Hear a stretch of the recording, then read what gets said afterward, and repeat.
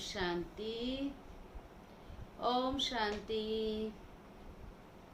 शिव बाबा को याद कर, जी भर उसको प्यार कर,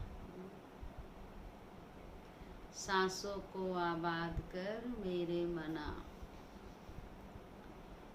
शिव बाबा ही है जिसकी याद से हमारे सांस भी आबाद होते हैं। दिल ही दिल में बात कर, दिलाराम। इस दिल का सच्चा दिलाराम कौन? शिव बाबा। तो दिल ही दिल में उससे एक एक बात करें, यही है योग। कई बार कई बच्चे कहते याद नहीं आती बाबा की, योग नहीं लगता, योग नहीं लगता। योग करते ना, इसलिए बाबा मुरली में कहता वो उनको कठिन लगता है। लेकिन दिल से उसको याद करना है, दिल ही दिल में उससे बात करनी है, जी भर के उसको प्यार करना है। और जिसने जी भर के उसको प्यार कर लिया, उसको उसके सिवा कोई और याद आ ही नहीं सकता है। आएगा कोई याद? जिससे प्यार होगा उसी की तो याद आएगी ना। तो इसलिए शिव बाबा कहते हैं एक बाप को याद करो, एक बाप को प्यार करो। और याद करने के लिए और प्यार करने के लिए हमारे पास बहुत सारे बातें हैं। एक एक कैसे उसकी याद आए, कैसे ना उसकी याद आए। वो पढ़ाई वो हमें पढ़ाता है जो आज तक कभी किसी ने नहीं पढ़ाई। वो हमें सिखाता है जो किसी ने नहीं सिखाया। रोज हमको पढ़ाता है, रोज हमको पालना देता है।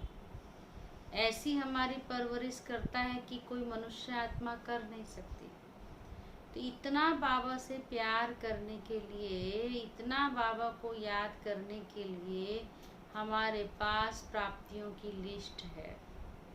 इसलिए सदा अपने शिव बाबा के जब से बने हैं, जब से ब्राह्मण बने हैं, लिस्ट निकालो कि बाबा से हमने क्या क्या पाया है। वो सामने रखो, इमर्ज करो।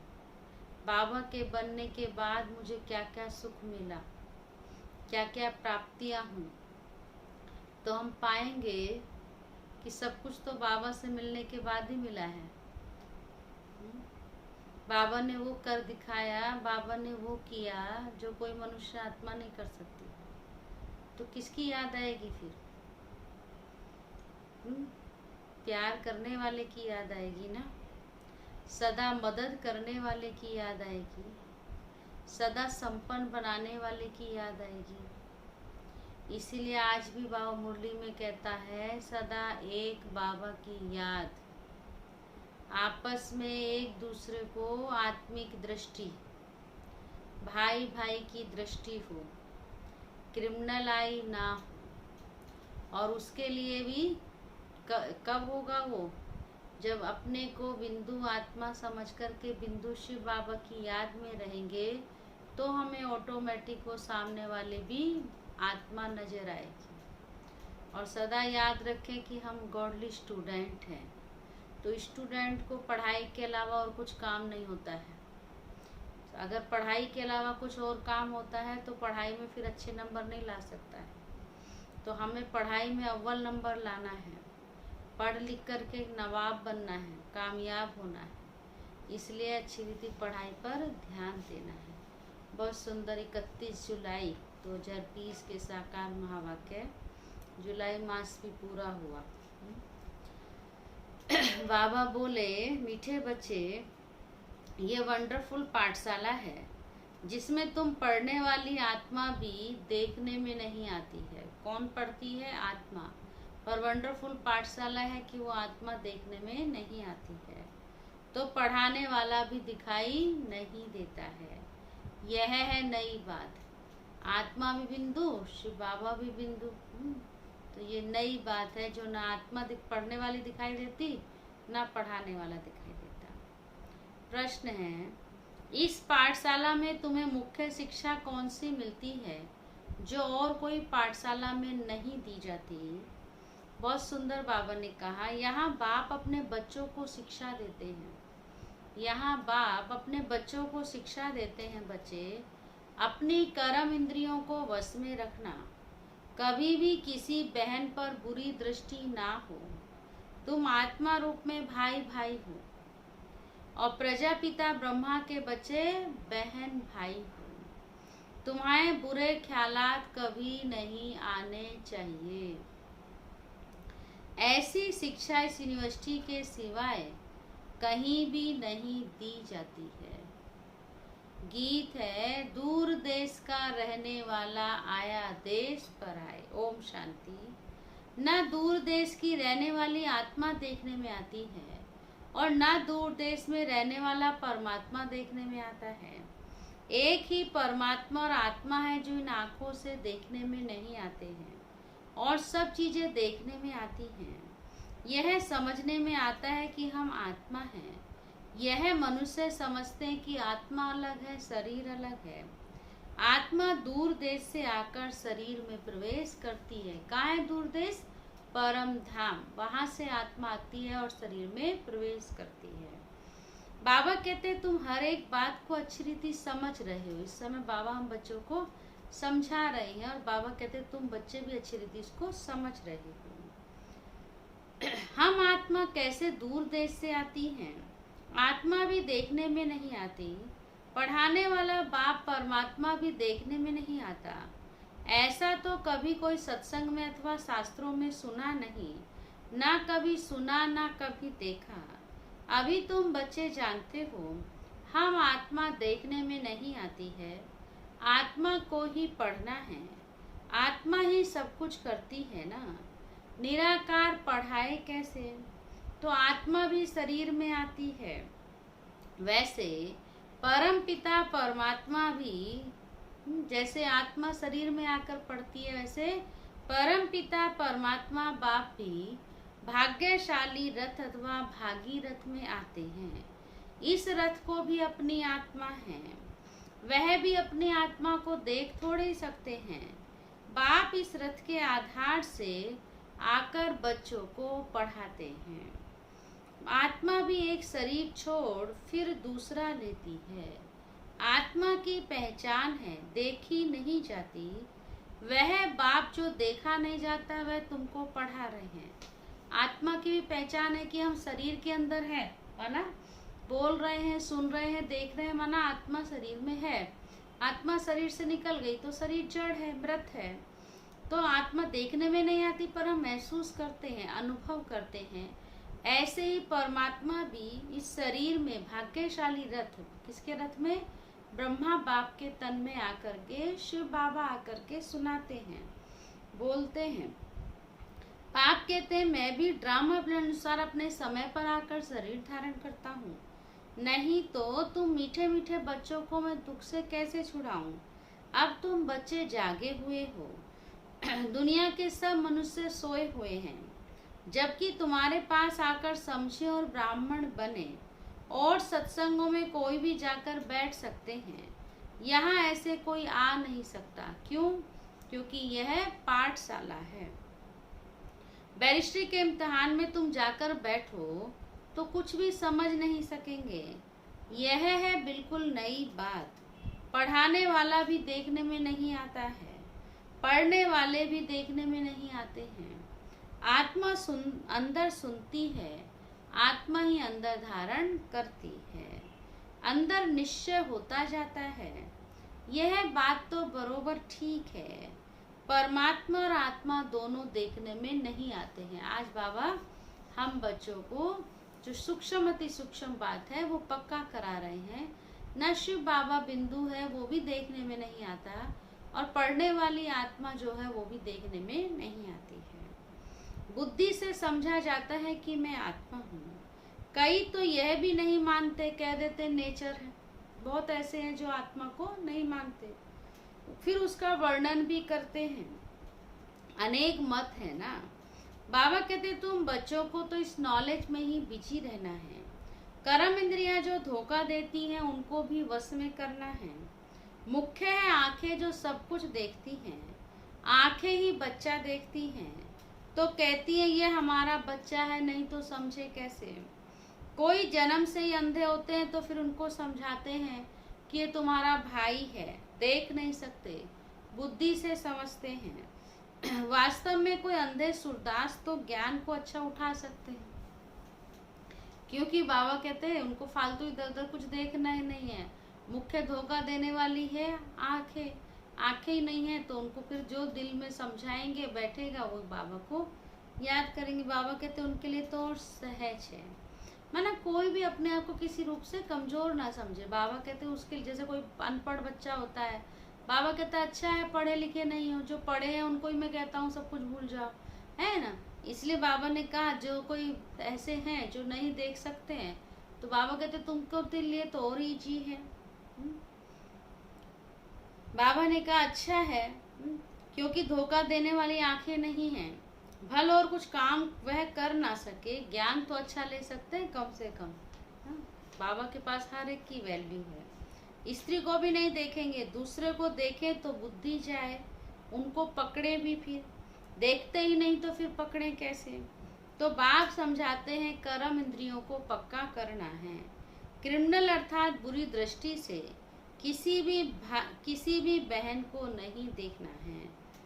तुम भी बहन भाई हो ना, बुरी दृष्टि का जरा भी ख्याल ना आए। भल आजकल कलयुग है, भाई बहन भी खराब हो पड़ते हैं, परंतु लामुजीम भाई बहन के बुरे ख्यालात नहीं होंगे। कायदा बाबा कहते यह कहता है। हम एक बाप के बच्चे हैं, बाबा डायरेक्शन देते हैं। तुम ब्रह्मा कुमार कुमारियां हो तो ये ज्ञान पक्का हो जाना चाहिए कि हम भाई बहन हैं। हम आत्माएं भगवान के बच्चे भाई भाई हैं। फिर शरीर में प्रजापिता ब्रह्मा द्वारा भाई बहन बनते हैं, क्योंकि एडाप्ट होते हैं। बुरी दृष्टि जा ना सके, ये पक्का पक्का समझो। हम आत्मा हैं, बाबा हमको पढ़ाते हैं। हम आत्मा पढ़ते हैं इस शरीर से, ये ऑर्गन्स हैं। हम आत्मा इनसे अलग हैं। इन कर्म इंद्रियों से हम कर्म करता हूँ। मैं कर्म इंद्रियां थोड़ी हूँ, मैं कर्म इंद्रियों को चलाने वाली हूँ। मैं इनसे न्यारी आत्मा हूँ। ये शरीर लेकर पाठ बजाता हूँ, सो भी अलौकिक। और कोई मनुष्य ये पाठ नहीं बजाते, तुम बजाते हो। कौन सा पाठ? अपने आप को जानने का, बाप को जानने का, और यह ईश्वरीय ज्ञान सुनने का, जीवन में धारण करने का। बाबा कहते ये पाठ भी तुम बच्चे ही बजाते हो। घड़ी घड़ी अपने को आत्मा समझ बाप को याद करो, फिर वही हमारा टीचर भी है तो गुरु भी है।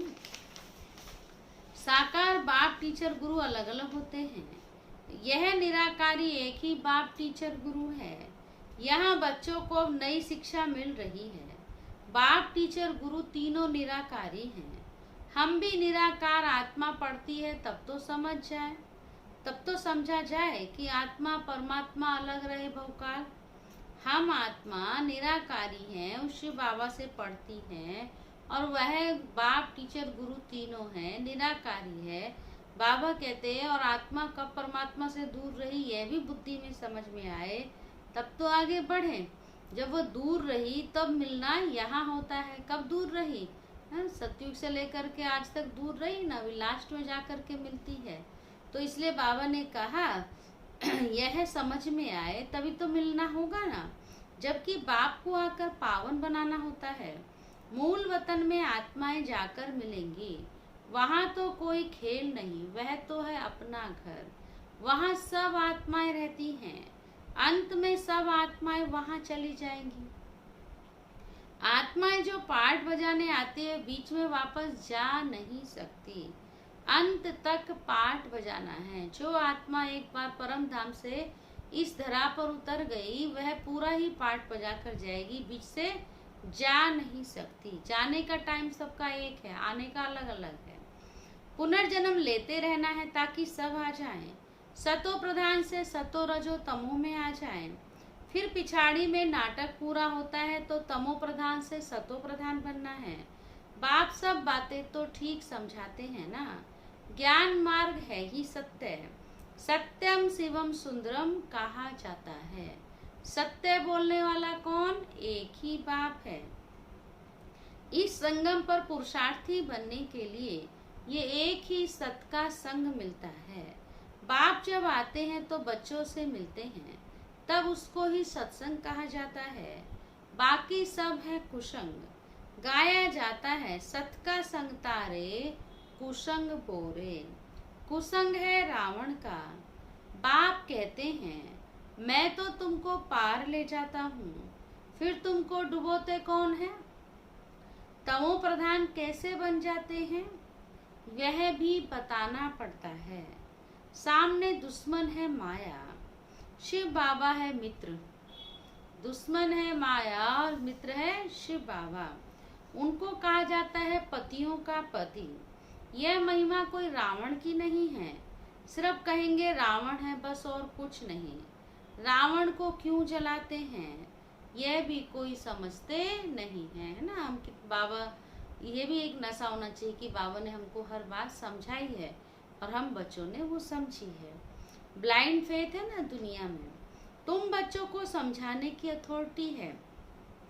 जैसे वे शास्त्र अथॉरिटी से सुनाते हैं ना, सुनने वाले भी बड़े मस्त होते हैं, पैसे देते रहते हैं। देखते हैं हम कितना उनके पास अथॉरिटी से समझाते हैं, सुनाते हैं। बाबा कहते हैं संस्कृत सिखाओ, गीता सिखाओ, इसके लिए भी बहुत पैसे देते हैं। संस्कृत सीखने के लिए क्या क्या करते जाते हैं। बाप समझाते हैं बच्चे तुम कितना waste of time, waste of money करते आए। और भी कितने प्रकार की लैंग्वेज सीखते हैं, पैसा देते हैं सीखने के लिए। फिर जब सीख जाते हैं तो फिर उसी लैंग्वेज के आधार पर पैसा कमाते भी हैं। तो बाबा कहते हैं दुनिया में हर चीज का धंधा बना देते हैं ना। बाबा कहते तुम्हारे पास जो इस ब्राह्मण कुल के होंगे वह आते रहेंगे, इसलिए तुम प्रदर्शनी आदि करते हो। यहाँ का फूल होगा तो आएगा जरूर, ये झाड़ बढ़ता जाएगा। बाप ने बीज लगाया है एक ब्रह्मा, उनसे फिर ब्राह्मण कुल होता है। एक से बढ़ते गए, पहले घर वाले फिर मित्र संबंधी आपस में आने लगे। शुरू की बात सुना रहे बाबा। फिर सुनते सुनते कितने आ गए। समझते हैं यह भी सत्संग है, परंतु इसमें है मुख्य, कहाँ गड़बड़ होती है, कहाँ डरते हैं सब, पवित्रता। इसमें है पवित्रता की मेहनत।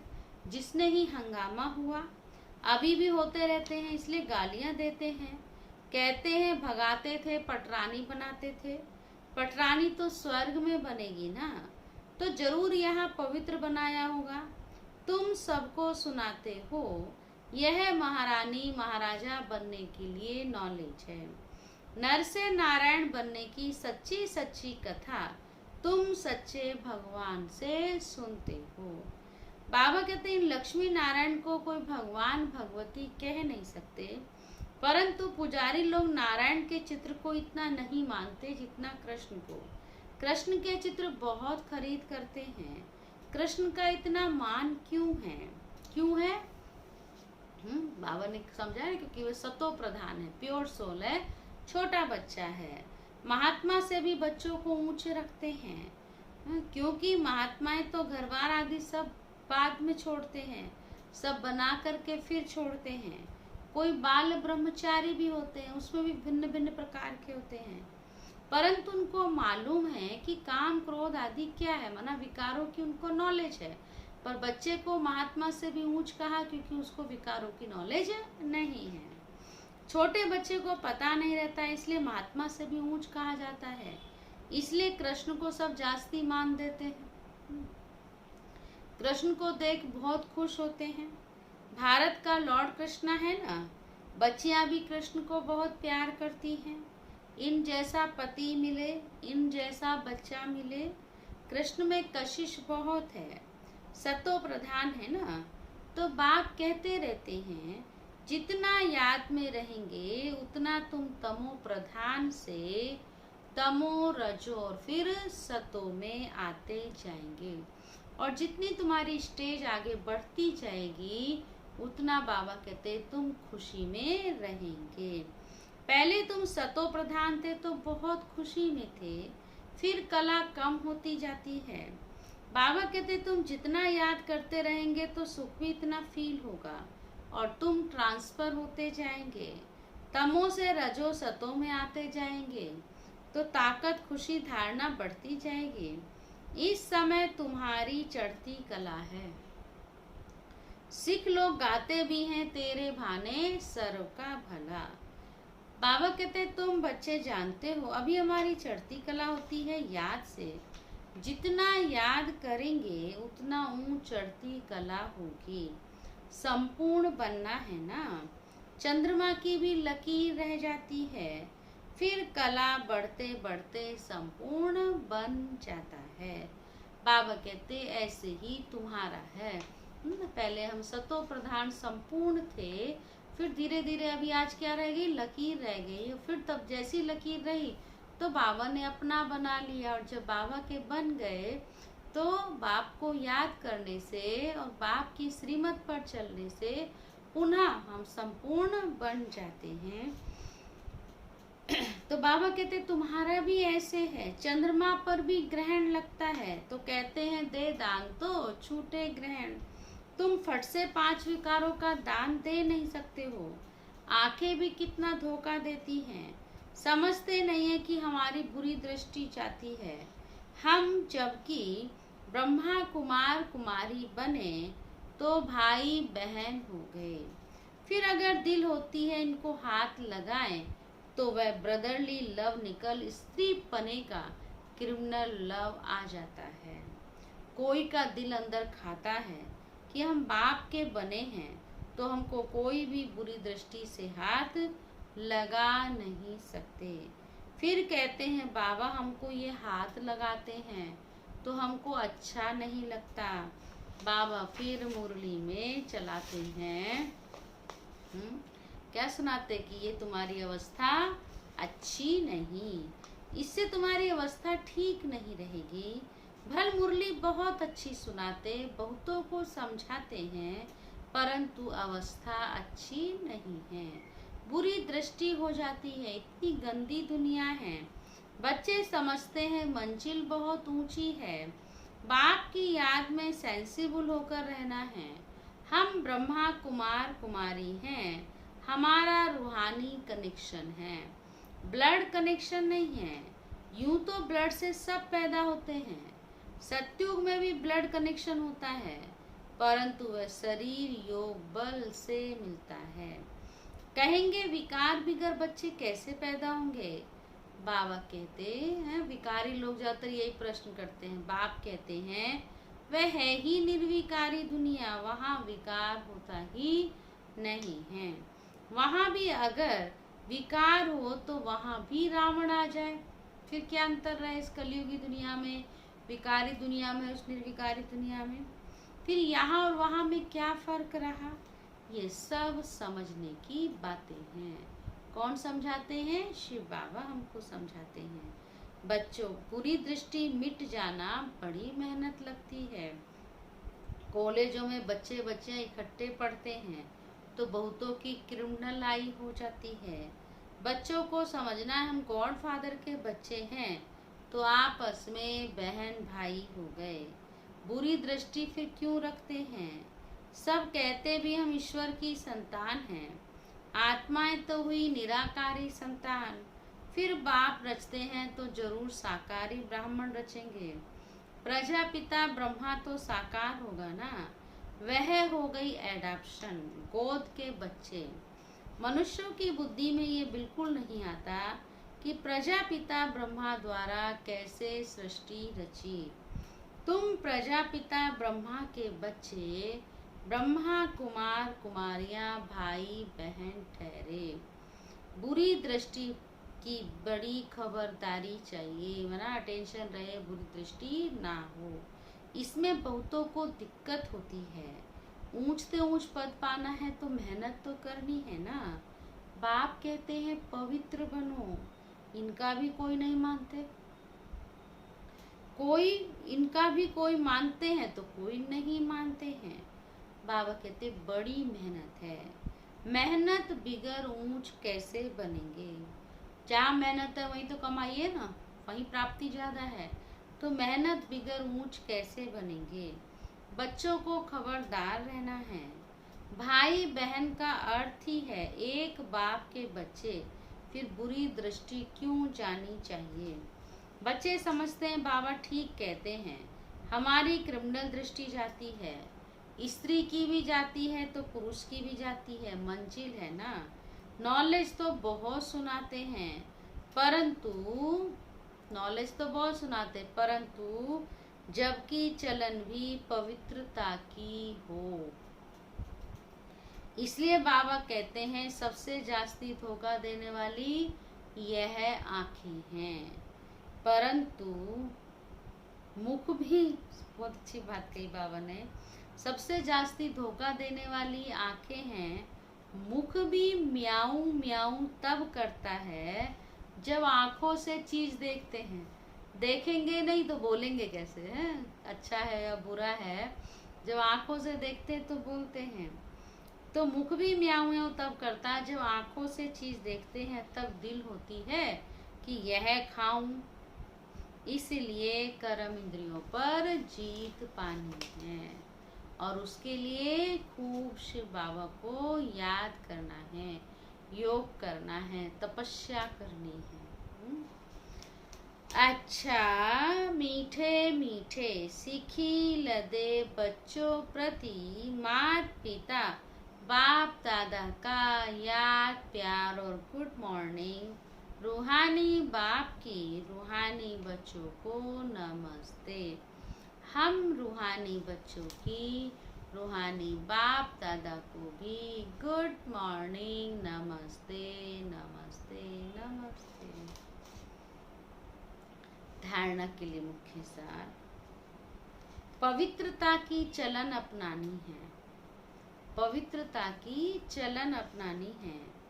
बुरी दृष्टि बुरे ख्यालात समाप्त करने के लिए अपने को इन कर्म इंद्रियों से न्यारा आत्मा समझना है। आपस में रूहानी कनेक्शन रखना है। सेकंड पॉइंट है, आपस में रूहानी कनेक्शन रखना है, ब्लड कनेक्शन नहीं। अपना अमूल्य टाइम और मनी वेस्ट नहीं करना है। संग दोष से अपनी बहुत बहुत संभाल करनी है। वरदान है आज का, ब्रह्म मुहूर्त के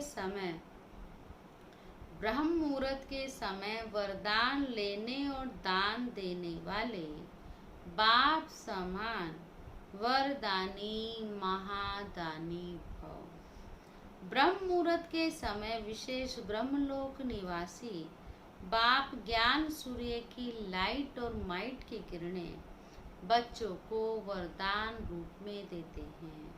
साक्षात ब्रह्मा बाप भाग्य विधाता के रूप में भाग्य रूपी अमृत बांटते हैं। सिर्फ बुद्धि रूपी कलश अमृत धारण करने योग्य हो। शिव बाबा तो बांटते हैं भाग्य रूपी अमृत, लेकिन हमारा कलश भी तो लेने लायक हो ना, धारण करने योग्य हो। तो वो क्या हो, कैसा हो, पवित्र हो, किसी भी प्रकार का विघ्न या रुकावट ना हो, तो सारे दिन के लिए श्रेष्ठ स्थिति व कर्म का मुहूर्त निकाल सकते हो। क्योंकि अमृत वेले का वातावरण ही वृत्ति को बदलने वाला होता है। इसलिए उस समय वरदान लेते हुए दान दो, अर्थात वरदानी और महादानी बनो। स्लोगन है, क्रोधी का काम है क्रोध करना और आपका काम है, जिसके पास जो है वो तो वही देगा ना। क्रोधी के पास क्रोधी है तो क्रोध देगा। तो क्रोधी का काम है क्रोध करना और आपका काम है उसको स्नेह देना। वो क्रोध करे और आप स्नेह करो, शुभ भावना से, दिल से प्यार करो। ओके, ओम शांति।